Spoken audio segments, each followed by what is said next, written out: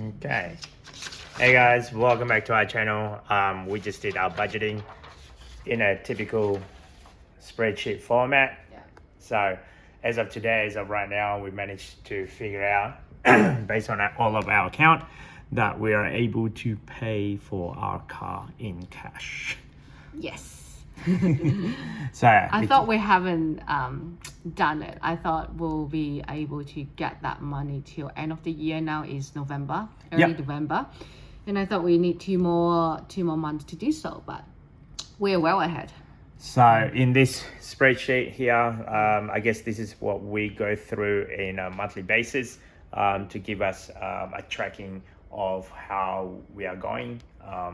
So the main part would be, I guess, we'll go through our superannuation.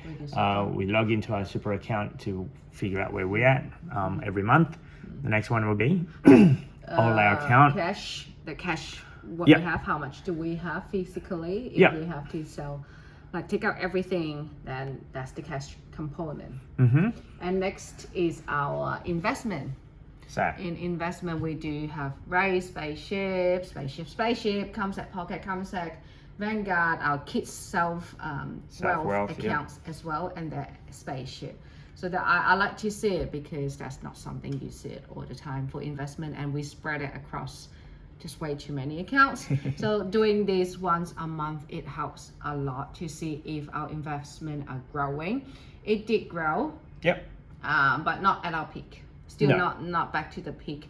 The peak, it was in August earlier this year. Where is it again? Okay, that August. Yep, gotcha. Yeah, we had over $118,000 at that time. Now we back at 115. 115,000. Yes. So our investment is growing, and this is not including our property investment. It's just purely investment that we can see is something liquid. And that's like a non-tangible investment, if that make any sense at all. So investment that it's not like we're property where it's physical. This is all investment that we put down. I guess in paper. We can liquid. Yeah. It easily. We can just sell it. Yeah.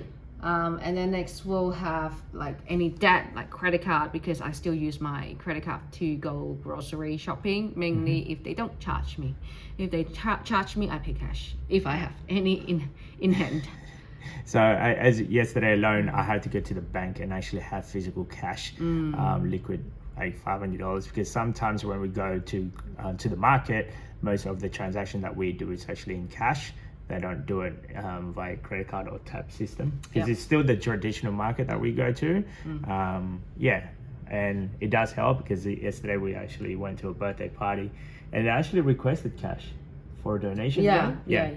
So it was a rather interesting concept, like a different birthday party. Some people prefer present, but for this particular family, what was the requirement? The kid want to donate to a charity. She want to help. That's it. Put money in there. So I think that's very nice. Yeah.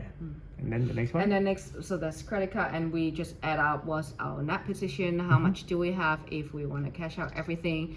And then we have a percentage. Are we growing or going down? So based on the number compared to last month, we actually are for 4% based our net worth. Yeah. That's quite amazing. I think it's just because for the past few months, it's been going down a lot. And then we list what kind of big spending we had spent on. So for example, for me, I spend a lot on camping stuff, because our old tent it's just not big enough and it's too bright. So I'm working full time. I'm doing this justification. I can do it. No, but mainly is we went Gold Coast. I just feel like it's just way too expensive. Domestic, I guess, what is it? Domestic holiday. When you catch an aeroplane, it takes, it's too expensive, and our kids is not old enough to understand any of those things anyway. So we're justifying it by buying a camping gear. So if we buy a camping gear, we're going to do a lot more camping. We try to anyway. I already booked 2 camp trips in one camp in December, one in January. So hopefully that can justify my spending on camping equipments. And then the other thing would be, I guess we spend it also on a family member. Transfer money overseas, sometimes it takes a big toll. So, and by doing it in an Express spreadsheet like what we have right now, it's an overview of everything where our money coming in and money going out. So in the beginning, it was a bit hard trying to set this up, but now once in a while, it makes it. How long did it take? Maybe about 5-10 minutes or something? Yeah, it's really quick. Yeah. So because we always have the app on, the login, just quickly log in, you get used to it. And we started in August 2020.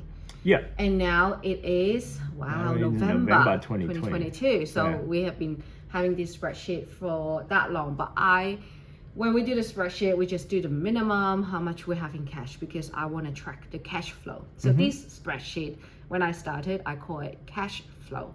But now I think I should change it to net worth, because, you adjust your budget, adjust whatever you're doing. When I started, it's only how much cash we have and investment. That time, August, we only had $9,000. In August in 2022, when we first started this, $9,000 based on our record for micro investing, raise and space. Oh, yeah. 9,300. Yeah. And you check the history, how much you've been progressing, improving yourself. And of course, sometimes you went to the peak and then it went down. Yeah. It kind of deflated, but then it's market you can't really control. Trust your investment instinct if you invest in correct category, right? So from 9,000, and then let's say in a year, so 2020, and then in August 2021 went up to $85,000. Because we knew the value of compound interest, and we're looking at the potential of this is replacing our income. We tried our best, whatever it takes, in order for us to get there. Yeah, we increased a lot. We put a lot of all our saving in investment, and then that time we spaceship went really well. The highest was $35,000 that we had. Yep. And since then, I think we're slowly decreasing the money we put in spaceship, because the return is not as great. So, but then we're still investing, but we added Comsec and Vanguard and our kids, those self-wealth accounts. So from that, 1 year ago, it was 85, and currently is 115. So we slow down our process because we splitting the money. We're going to save up for the car, and we've been spending quite a lot for the past year. Actually, we did. So this is, I guess, in a sense, it's our report card. Yeah. It's like, okay, at the end of the year or financial year or whatever it is, when you first started, you look at it, guys. Okay, you look back where you were at financially, like, what can we do better? Yeah. So. And what do we spend on? Exactly. Like, because if I scroll down, I can see our spending. Yeah. No, we spend. Oh, we put a lot in. Yeah. Well, some hospital bills, some strata, like big ticket expenses, car service, holidays, accommodations. We actually write down anything that is beyond, like, for us, beyond $1,000. Yes. That's when it's like, okay, we need to write this down just in case. But anything under that, we don't really like itemize for item. But for some of you guys, if you started this, probably you want to go anything above 100 also. So depends on how much, depending how frequent your income coming and going, and how big the amount is going in and out of your bank account.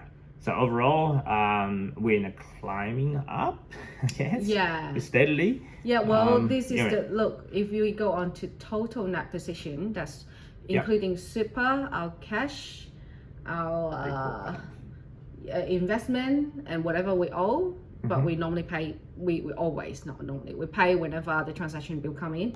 It's the highest. Oh, yeah. Ever. Because, we've been putting money in super, your salary sacrifice, you contribute in mine, I don't contribute in yours. That's how life goes, right? And then, our cash going up, investment slowly going backward, is still not at the peak. Is it the peak? No, not yet. No, it is. 118 was the highest. Yeah. But So almost we're there, about three more $3,000 thousand. less. Yeah. So.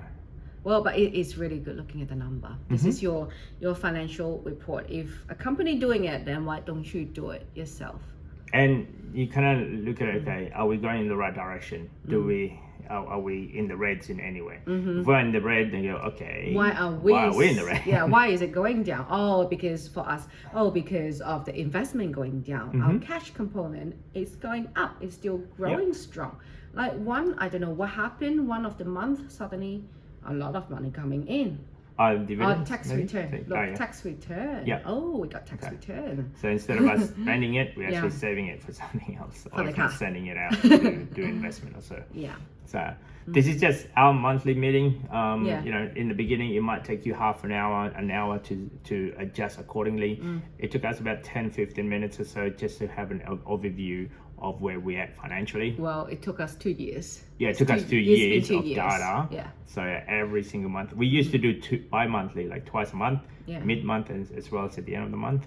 But now it's once a month is enough. actually quite good. Because 2 weeks, especially when the market fluctuates, it is just a bit too much for the investment section. So this is just our data. So and this is her setup. If you like this type of content, guys, don't forget to subscribe, comment. See you next time. Bye. Cool.